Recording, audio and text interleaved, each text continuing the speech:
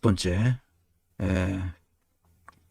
이게 아마 마지막인 것 같습니다. 198강에서 조국은 유능하니 정치해야 한다고 하셨는데 뭐가 맞는 건지 진실을 알려주시면 고맙겠습니다. 빠른 답변 부탁드립니다. 네, 그래서 정치를 하겠구나, 그때 당시. 그래서 정치를 하려고 제가 연막을 치고 있구나, 이런 생각을 했습니다.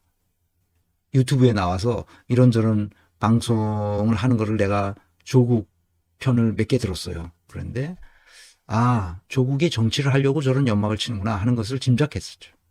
그래서 정치를 하겠구나 하는 짐작이 들도록 말해왔기 때문에 정치를 하고 싶으면 해라. 다만 내가 거기서 그 강의에서 얘기했듯이 너 자신을 알고 너 자신이 되라.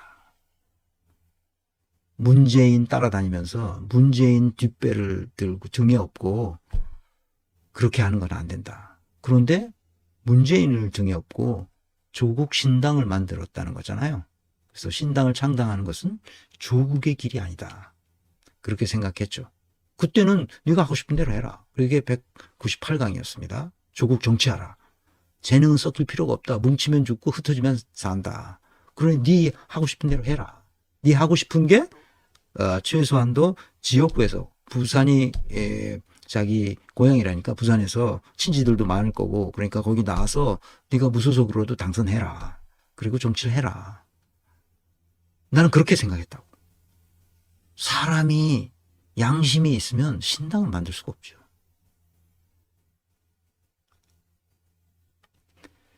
나는 그래서 조국도 잘 됐으면 좋겠다고 생각했어요. 형법학자로서 또는 제도론을 전공했다고 하니까 보니까 제도가 자기 그 형법과 제도가 자기 전공이래요. 그러니까 제도라는 게 구조와 시스템이거든요. 그래서 소신껏 해보라고 생각을 했죠. 근데 신당을 창당한다 그래서 이거는 옳은 게 아니야. 왜 아닌가? 그것은 조국의 재능이나 역량에 부합하는 것이 아니라고 생각하기 때문에 그렇게 하면 안 된다. 그리고 자신이 지금까지 저질렀던 과오가 있거든요. 그 과오에 대해서 분명하게 고백하고 진실이 무엇인지를 알려주고 이런 잘못이 있었다.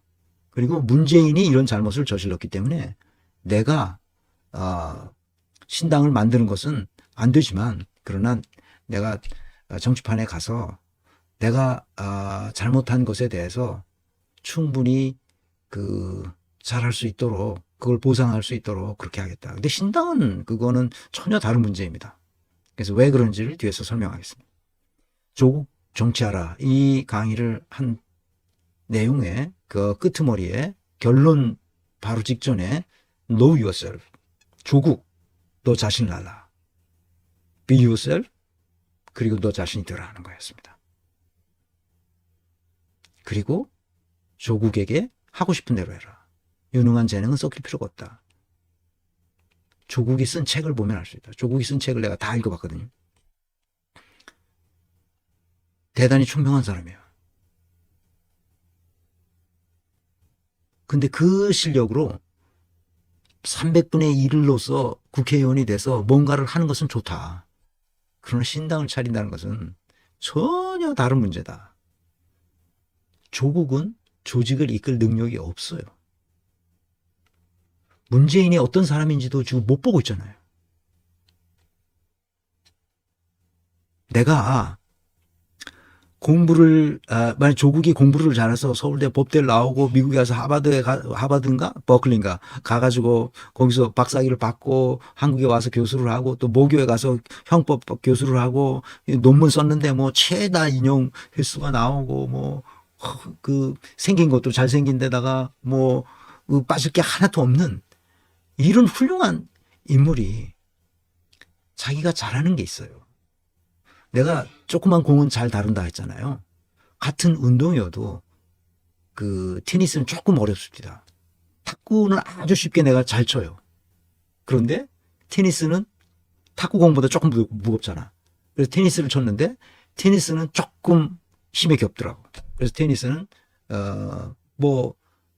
곧잘 치지만 그래도 그게 내 몸에는 안 맞아요. 근데 골프는 내가 컨설팅 하면서 골프를 배웠는데 골프는 맞아. 내가 그래서 싱글 트로피 받은 게 쌓였어. 굉장히 많아. 주말 골프인데도 내가 싱글을 쳤다니까. 내가 지난번에도 얘기했지만 73타가 내 베스트 스코어야, 내 생애. 그리고 은퇴하면서 완전히 끊었죠.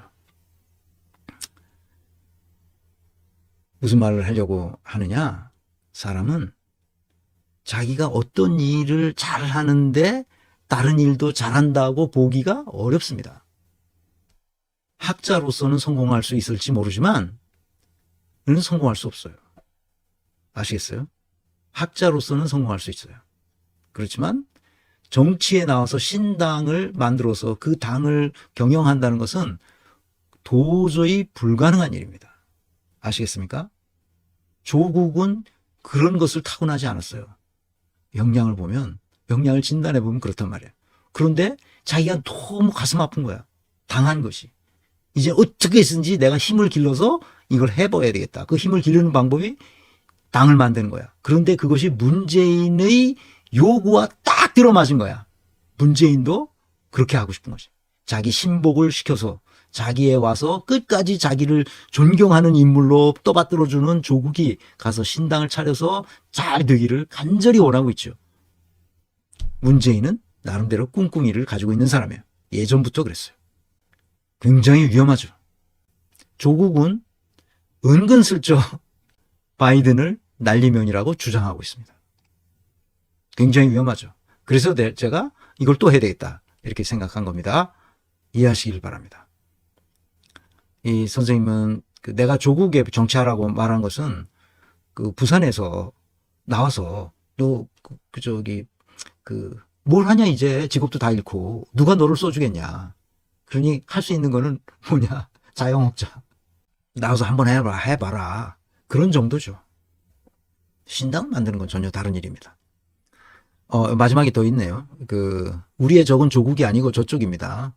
맨날 안에서 치고받고 욕하고 그 정열과 시간을 밖에 있는 적들에게 돌리는 게 어떨까요? 네, 아직은 대진표가 결정되지 않았죠.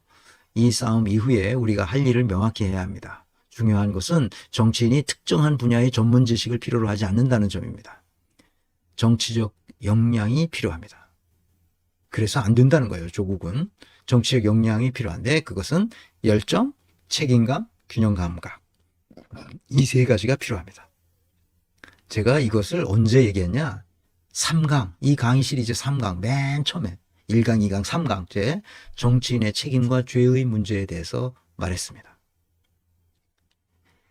열정은 뭐냐? 흥분과 다릅니다. 라이덴샤프트는 고뇌하는 열정이에요. 고뇌. 깊은 고뇌 속에서 내가 이것을 해내지 않으면 안 되겠구나 하는 그 열정. 그것이 라이덴샤프트입니다. 베가이스터론 흥분하는 이런 열정이 아닙니다. 흥분하는 사람들이 있죠. 두 번째, 책임감입니다. 책임감은 책임윤리예요. 이 말은 무슨 말인지 뒤에서 나오지만 자기가 저지른 잘못에 대한 책임을 지는 거예요. 그것이 책임윤리죠. 이거 누가 말했나요? 막스 베버가 말한 거예요. 열정, 책임감, 균형 감각을 가져야 된다는 거죠. 다시 말하면 거리감을 상실해서는 안 된다는 거예요. 그래서 항상 사람을 볼 때 그 사람 가까이서 그 사람을 동조하고 그렇게 하면 안 되고 멀리서 떨어져서 거리감을 유지하면서 그 사람을 관찰할 수 있어야 돼요. 조국은 문재인을 그렇게 관찰하지 못하고 있습니다. 문재인도 다른 자기 친문 세력을 그렇게 관찰하지 못해요. 이 새끼들은 다 내 새끼야. 알았어? 내 새끼들이라고 생각하죠. 그러니까 뭐예요 이게? 거리감을 완전히 상실한 겁니다. 이낙연에 대한 거리감도 상실했죠. 임종석에 대한 거리감도 상실했고 홍영표에 대한 거리감도 상실했고 김영주에 대한 거리감도 상실했어요. 조국에 대한 거리감은 완전히 상실한 상태죠. 이뻐 죽겠죠.